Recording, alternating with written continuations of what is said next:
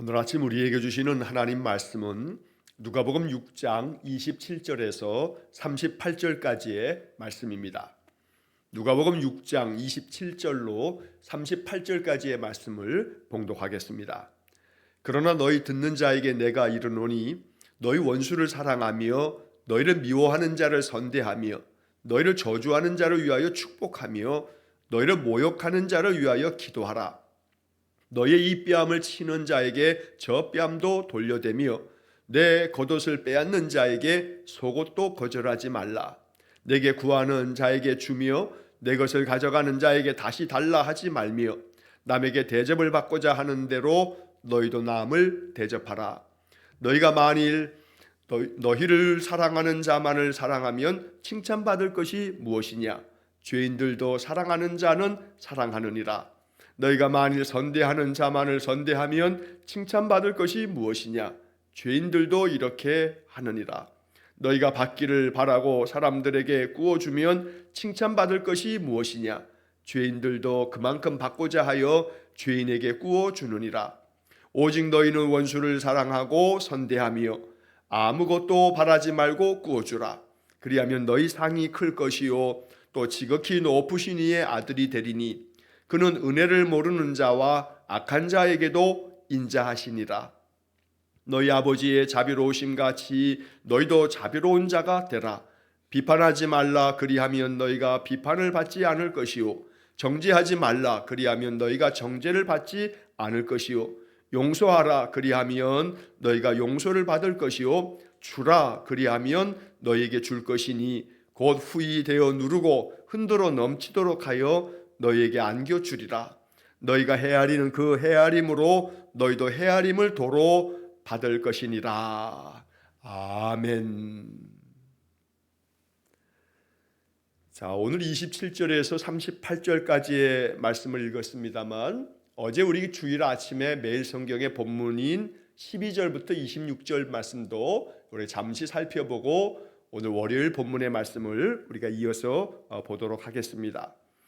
자, 어제 우리가 매일 성경에서 보게 되는 본문의 말씀은 누가복음 6장 12절로 26절까지의 말씀이었습니다. 자, 여기 12절 말씀에 보면 예수님께서 기도하러 산으로 가셨다. 그런데 밤이 새도록 하나님께 기도하시고 이렇게 표현되어 있습니다. 하나님께 기도하시는 예수님의 모습은 성경 여러 곳에서 나옵니다. 그런데 특별히 어제 본문이었던 6장 12절 말씀에서 예수님이 산으로 가셔서 기도하시고 밤이 새도록 기도하셨다. 이 12절 말씀을 아마도 제일 잘 실천하는 민족을 찾자면 우리 민족일 겁니다. 그래서 우리나라는 우리 믿음의 선배들은 산기도도 가서 무섭지 않게 산에 올라가서 기도하고 그리고 밤새도록 기도하는 거 우리의 철야 기도라고 하죠. 이 철야 기도까지 할 만큼 또 새벽에 아직 밝기 전에 예수님이 한적한 곳에 가서 기도하셨다. 그러면 그 말씀을 순종하기 위해서 또 새벽 기도도 만들어서 기도하는 그게 우리 신앙 선배들의 모습입니다. 외국에는 새벽 기도가 없습니다. 철야 기도 없습니다. 이런 것들을 이 교회 안에 신앙의 전통으로 이렇게 만들어 세워지는 것이 바로 한국 교회였던 겁니다. 지금에야 옛날처럼 철야기도 이런 것들이 거의 교회들이 행하지 못하고 있지만 그러나 여전히 새벽 기도는 한국 교회의 신앙의 중요한 그런 덕목이 되고 있는 겁니다. 예수님 그렇게 기도하는 삶을 실천하셨기 때문에 그 기도의 삶을 배워가는 그런 모습으로 우리가 신앙을 이렇게 이루어가고 있다는 겁니다. 그런데 예수님의 기도의 이야기가 성경 여러 곳에 적혀 있지만 이 누가복음 6장 12절에서 특별한 것은 밤이 새도록 하나님께 기도했다. 이 밤이 새도록 기도한 장면으로 묘사가 되어진 것은 여기에 딱 한 번입니다. 근데 왜 밤이 새도록 기도했냐 하면 그 다음에 이어지는 13절 이하의 말씀에 보면 제자들을 부르셔서 그 중에 12를 세우셨는데 이 사람들을 사도라고 부르신다. 그래서 이 사도라고 불려지는 12사도의 명단 그 이름들이 이제 14절, 15절, 16절에 쭉 기록이 되어져 있습니다. 물론 다른 복음서에 나오는 이름들하고 조금씩 차이가 있는 사람들이 있습니다. 그런데 그것은 다른 사람이 아니라 이름을 좀 다르게 부르는 그런 명칭으로 이해하시면 되겠습니다. 자, 어찌되었건 예수님께서는 12사도를 부르시기 전에 그 전날 산에 올라가셔서 밤이 새도록 하나님께 기도하시는 이런 모습을 누가가 기록하고 있다는 겁니다. 여기서 우리가 꼭 기억해야 할 것은 예수님께서도 무언가 중요한 것들을 결정하실 때 먼저 하나님 앞에 기도하는 모습을 우리에게 보여주셨다는 겁니다. 그래서 늘 기도하는 삶을 살아가면서 특히나 무언가를 결정하는 데 있어서는 먼저 하나님 앞에 더 깊이 기도하는 그런 신앙의 모습을 가지고 살아가야겠습니다. 기도가 우리 생활이어야 합니다. 날마다 나의 삶이 하나님과 늘 영적으로 이 교통함이 있는, 소통이 되어지는 그런 영적 삶을 살아가야 된다는 겁니다. 그래서 늘 우리 마음이 하나님을 향하여 있고 내 삶의 여러 가지 일들을 대해서 하나님 앞에 하나님, 내가 이러이러한 일들이 있습니다 하고 이야기하듯 그렇게 하나님 앞에 마음으로 또 입술로 고백하며 기도하고 하나님, 내게 하나님의 마음을 알려주십시오. 내 마음 가운데 하나님의 마음, 하나님의 생각, 하나님의 음성이 느껴지기 원합니다.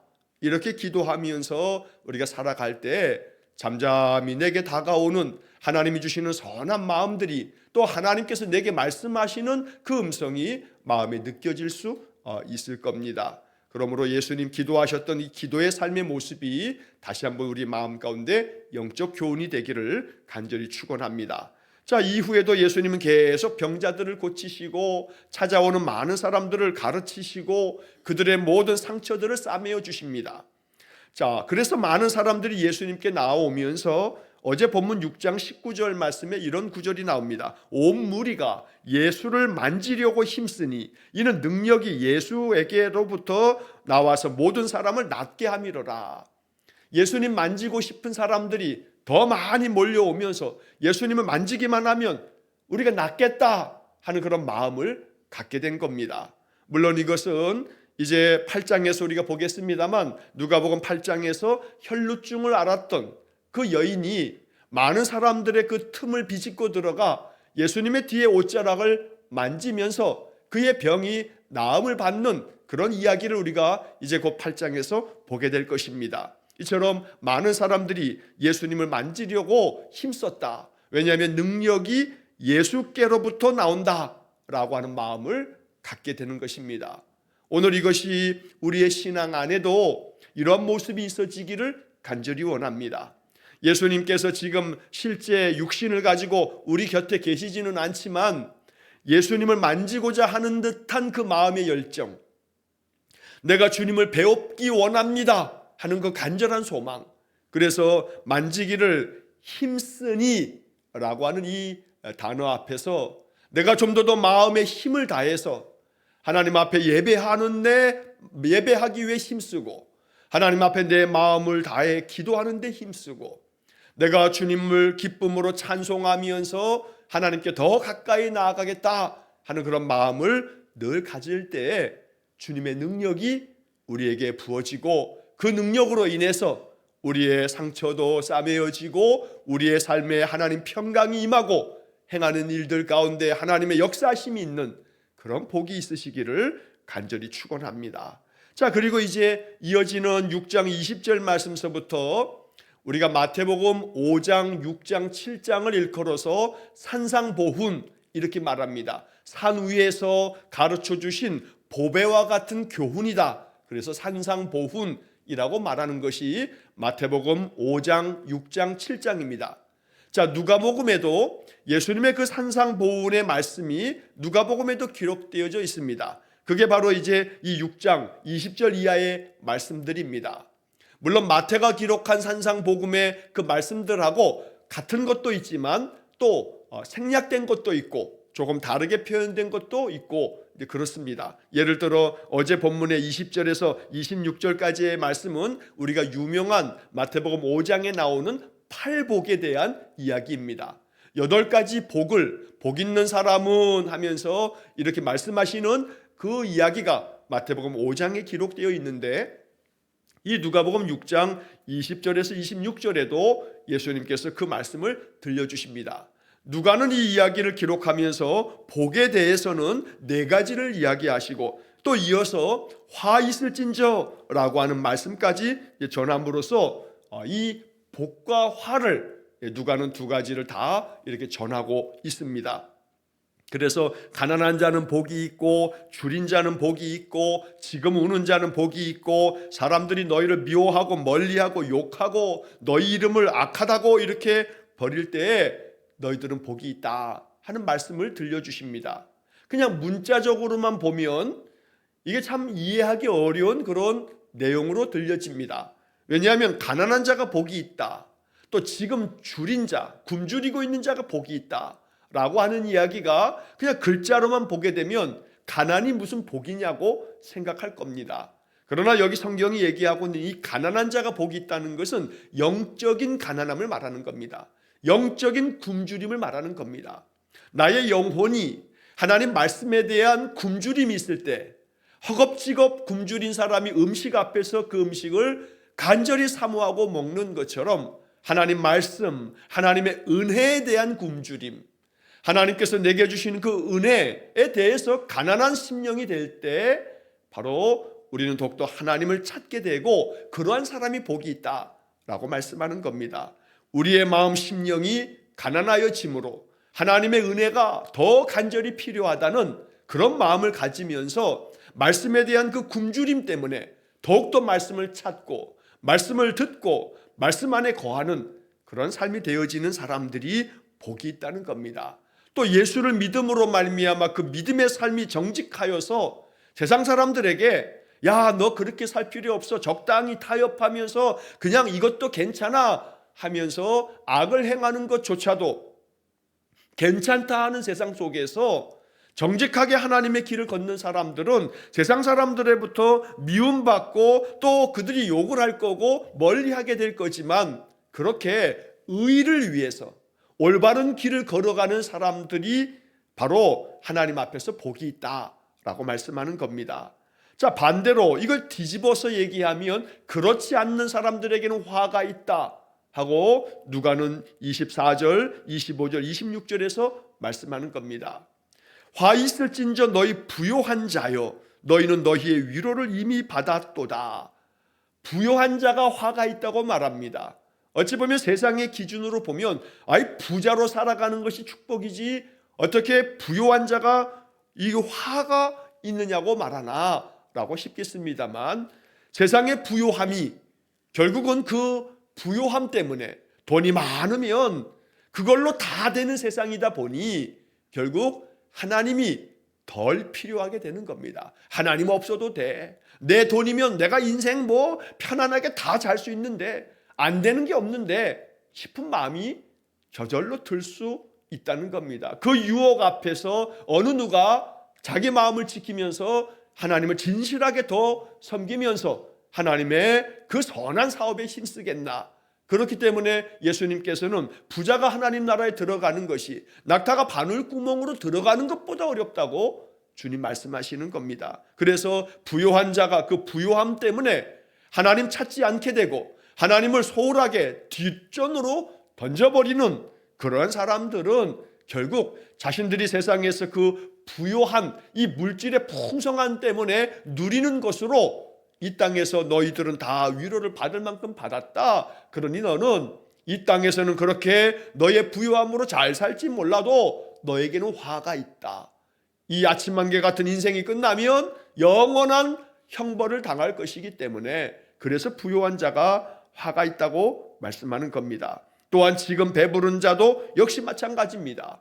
세상이 부요하다 보니 모든 것에 풍성하여 배부른 사람들은 결국 하나님의 말씀에 대한 그러한 줄인 마음이 없습니다. 그러니 말씀이 필요치 않습니다. 세상 것에 취해서 살게 되기 때문에 그 배부름은 영적인 갈망이 없어진다는 겁니다. 또한 지금 웃는 자는 오히려 화가 있다고 말합니다. 애통한 심정으로 주님 앞에서 더 간절함으로 주를 찾아야 되는데 지금 웃는 사람들, 세상 것이 너무나 풍성하기 때문에 아무런 문제 없이 걱정 없이 살다 보니 지금 그렇게 모든 것들을 세상껏 누리면서 웃는 사람들, 니들은 화가 있다. 왜냐하면 너희들의 영이 병들어가고 있음을 알지 못하고 애통함이 없으니 너희들이 지금은 웃을지 몰라도 훗날 하나님의 심판 앞에서 너희들은 애통한 눈물을 그때 가서는 흘리게 될 거다. 그래서 여기 지금 웃는 자라고 하는 것은 결국은 세상 것 때문에 세상에 취해서 하나님 등지고 영적인 삶을 외면하면서 살아가는 그 즐거움이 머지않아 끝나면 너희들 안에는 애통함과 눈물이 있을 것이라고 말씀하는 겁니다. 다른 복음서에서 주님께서 여러 비유의 말씀을 하시면서 천국 문이 닫히고 난 다음에 이를 갈미 있으리라 하는 그런 표현까지 쓸 만큼 결국 지금은 너희가 웃을지 몰라도 지금 그 웃음이 영원할 것 같으냐, 너희들이 애통하고 눈물 흘릴 때가 올 거다. 그러니 너희들에게 화가 있다 하고 말씀하는 겁니다.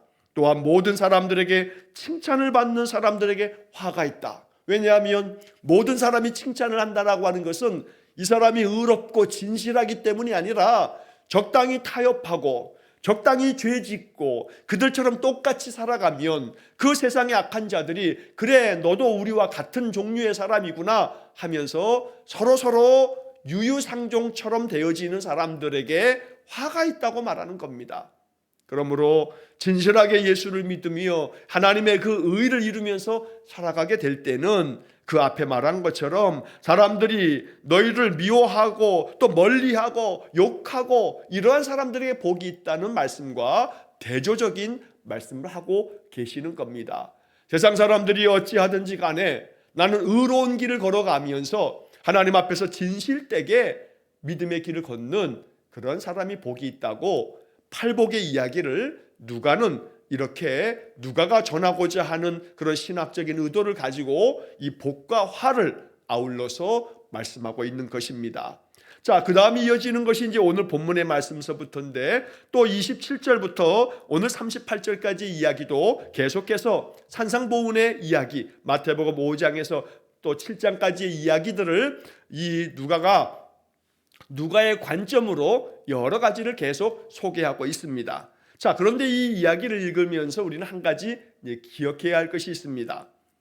많은 신학자들이 이 산상보훈을 해석할 때 종종 이렇게 생각을 합니다. 과연 이러한 말씀을 누가 온전히 실천할 수 있을까라고 하는 그런 질문을 던지는 겁니다. 왜냐하면 과연 누가 나를 한쪽 뺨을 때리는데 그래 그러면 이쪽까지 때려라 하고 다른 쪽 뺨을 댈 사람이 과연 누가 있겠나, 이 이야기를 온전히 실천할 자가 과연 누구인가 하는 마음에 신학자들조차도 이 말씀 앞에서 이러한 기독교 신앙에 하나님께서 말씀하시는 이 명하시는 말씀들을 우리가 과연 온전히 이루어갈 수 있을까라고 하는 그런 질문을 끊임없이 던지는 겁니다. 그러면서 신학자들 중에 어떤 이들은 이 이야기들을, 이 산상보훈의 또 오늘 본문의 이런 이야기들을 이것은 하나님 나라의 윤리다 이렇게 말합니다.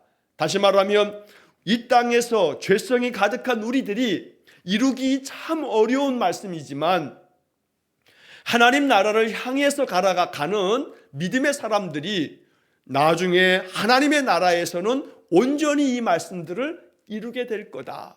그러나 우리가 연약하여 이 말씀들을 온전히 이루지 못할 때에 우리의 마음 가운데 죄책감에 사로잡히는 것이 아니라 하나님, 내가 이 말씀을 향해서 나아갑니다. 말씀을 온전히 이루기 위해서 살아가지만 우리의 이 죄성이, 우리의 이 죄된 마음이 이 말씀들을 온전히 이루지 못하게 가로막을 때가 많은 겁니다. 우리가 하나님 앞에서 의롭게 되어졌다 해서 우리가 천사가 되는 게 아닙니다. 그러다 보니 이 말씀을 온전히 이루지 못할 때가 많습니다. 이 말씀뿐만이 아니라 성경의 이야기들을 우리가 온전히 이루지 못할 때가 많다는 겁니다. 그럴 때 내가 말씀을 또 실천하지 못했다는 죄책감에 사로잡힘이 아니라 하나님, 내가 이렇게 연약합니다. 그러나 내가 항상 이 말씀을 향하여 나아가고 있습니다. 이렇게 기도하면서 회개하고 또 말씀을 내 마음에 품고 계속 살아가다 보면 한 발짝 한 발짝 주님이 말씀하신 이 말씀에 점점 더 가까이 나아가는 것이고, 그런 가까운 그 발걸음 속에 이제 하나님께서 우리를 하나님의 거룩한 백성으로 만드실 때가 있다는 것입니다. 자, 그래서 이 말씀을 살펴보면 27절에 그러나 너희 듣는 자에게 내가 이르노니 너희 원수를 사랑하며 너희를 미워하는 자를 선대하며 너희를 저주하는 자를 위하여 축복하며 너희를 모욕하는 자를 위하여 기도하라. 나에게 저주를 퍼붓는 사람에게 축복하라. 참 쉽지 않은 문제입니다. 나에게 모욕을 주는 사람에게도 그 사람을 위해서 기도하라. 이것도 역시 쉬운 문제가 아닙니다. 그러나 나를 미워하는 그 원수조차도 사랑하라, 선대하라, 선하게 대해주라 라고 하는 이 말씀이 주님의 말씀이니, 이 말씀을 마음에 품고 이 말씀이 내 안에서 이루어져 가도록 계속해서 우리 인생 중에 이 말씀을 마음에 품는 겁니다. 계속 기도하는 겁니다. 지금 안 될지 몰라도 계속 이 말씀을 마음에 품고 있다 보면 어느 때에는 내 마음이 더 넓어지고 더 깊어져서 원수 같은 저 사람까지도 내 마음에 품고 국률한 마음을 가질 수 있는 그런 마음이 되어지는 겁니다. 그렇게 믿음이 커가는 것입니다. 믿음이 더 깊어져 간다는 것입니다. 그래서 우리의 마음의 믿음이 점점 큰 믿음이 되어지기를 간절히 축원합니다. 29절에서처럼 이 뺨을 치는 자에게 저 뺨도 돌려대고 겉옷을 빼앗는 자에게는 속옷까지도 거절하지 말고 내줄 만큼, 그러한 삶을 살아가는 것은 쉽지 않은 문제이지만 그러나 항상 우리의 마음속에는 이처럼 나에게 해를 끼치는 자에 대한 국률한 마음까지를 하나님께서는 우리에게 요구하고 계신다는 겁니다. 30절도 구하는 자에게 주며 내 것을 가져가는 자에게 다시 달라고 하지 말아라. 그러면서 31절이 신약의 황금률이라고 부르는 말씀인데, 남에게 대접을 받고자 하는 대로 너희도 남을 대접하라. 바로 이것이 하나님의 백성들, 주를 따르는 제자들의 마음인 것입니다. 내가 누군가에게 대접을 받고자 한다면 대접을 받고자 하는 그런 마음만 갖지 말고 네가 먼저 남을 대접해라. 이러한 마음 속에서 우리는 예수를 따르는 신자의 마음을 배워가게 되는 것입니다. 어느 한 순간에 단박에 이 모든 것들을 이룰 수는 없을 겁니다. 그러나 이것이 우리의 신앙의 목적지가 되는 겁니다. 이 말씀을 향해서 계속 나아가는 것입니다. 그러다 보면 조금씩 우리의 마음의 크기가, 마음의 깊이가 깊어져 가는 겁니다. 한순간에 작은 그릇이 큰 그릇이 될 수는 없으나 조금씩 말씀 안에서 나를 반성하고 또 내 삶의 모습들을 돌아보면서 하나님 앞에 기도하고 그러다 보면 내 마음 가운데 받아들이고 또 품을 수 있을 만큼의 그런 마음의 크기가 된다는 겁니다. 자, 이어지는 32절의 말씀에서도 주님은 이 앞의 이야기를 좀 더 보충해서 이렇게 이야기합니다. 너희가 만일 너희를 사랑하는 자만을 사랑하면 칭찬받을 게 뭐냐? 죄인들도 사랑하는 자는 사랑한다. 아무리 죄인들도 자기가 사랑하는 사람들, 자기 식구들, 자기가 좋아하는 사람들은 사랑한다. 그러니 만약에 너희들이 사랑하는 자만을 그렇게 사랑한다면 그럼 죄인들도 하는 거니까 그게 뭘 칭찬받을 일이냐라고 주님은 말씀하시는 겁니다. 마찬가지로 33절도 만일 선대하는 자만을 선대하면 칭찬받을 것이 무엇이냐? 죄인들도 이렇게 하느니라. 너희들에게 잘하는 사람들에게 너희가 잘하는 것은 그거는 죄인들도 다 그렇게 한다. 그 사람에게 누군가가 잘하면 그 사람도 상대방에게 잘하기 마련이다. 그러니 너에게 선대하는 사람에게만 선대하는 거, 이거는 그렇게 칭찬받을 만한 일이 못 된다. 결국 우리가 사람들을 대할 때 우리의 마음에 어떤 태도와 어떤 자세를 가져야 하는가라고 하는 말씀을 하고 있는 겁니다. 사실 이것도 앞에 있는 말씀처럼 쉽지 않습니다. 왜냐하면 이런 모든 것들이 우리의 감정을 건드리기 때문입니다. 여기 지금 앞에서 원수를 사랑하며 미워하는 자를 선대하고 저주하는 자를 위해 축복하고 모욕하는 자를 위해서 기도하고 이 뺨을 때리면 저 뺨을 건네주고, 이거 어떻게 가능하겠습니까? 그런데 이게 자꾸 가능하지 못하게 되는 이유는 우리의 감정 때문입니다. 우리는 너무나 내 감정에 충실합니다. 그러다 보니 내 감정이 상하면 그 상한 감정을 잘 토닥여서 다스리지 못할 때가 너무나 많은 겁니다.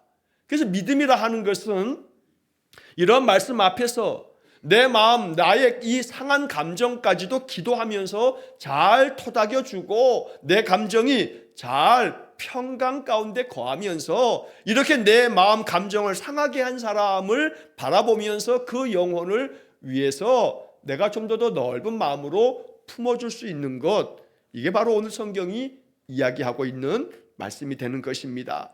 자, 그 다음 이어지는 말씀에서도, 자, 34절 말씀에서 너희가 받기를 바라고 사람에게 구워주면 칭찬받을 것이 무엇이냐? 죄인들도 그만큼 받고자 하여 죄인에게 구워주느니라. 그러니까 세상에서 죄인들조차도 그렇게 하는 것들을 너희들 한다고 그거 칭찬받을 일은 아니다. 그러니 그것보다 더 나아야 한다고 주님은 말씀하고 계시는 겁니다. 이어지는 35절에 오직 너희는 원수를 사랑하고 선대하며 아무것도 바라지 말고 구워주라. 그리하면 너희 상이 클 것이요 또 지극히 높으신 이의 아들이 되리니. 결국 핵심은 여기에 있는 겁니다. 너희 상이 클 거다.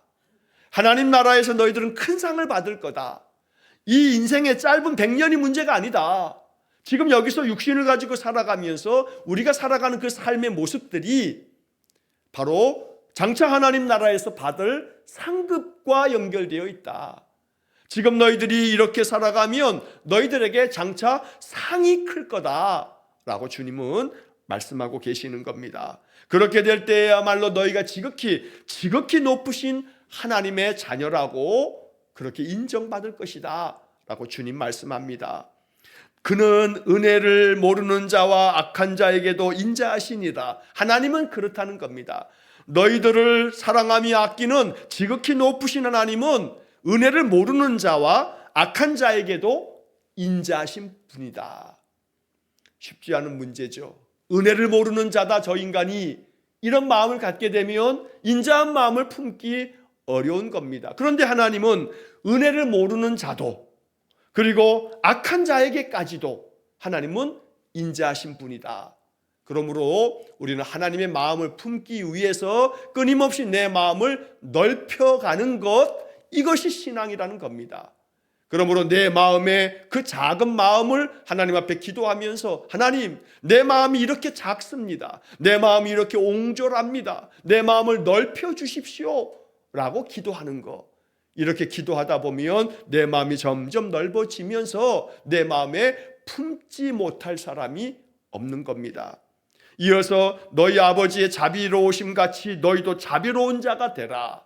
이 말씀 앞에서 우리는 순종해야 합니다. 자비로운 마음을 가지고 사람들을 마음 가운데도 품고 더 넓은 마음으로 살아가야겠다는 겁니다. 37절 이하의 말씀에서도 마태복음 7장에 나오는 산상보훈의 이야기가 계속 이어집니다. 비판하지 말라. 그리하면 너희가 비판을 받지 않을 것이요. 정죄하지 말라. 그리하면 너희가 정죄를 받지 않을 것이요. 용서하라. 그리하면 너희가 용서를 받을 것이요.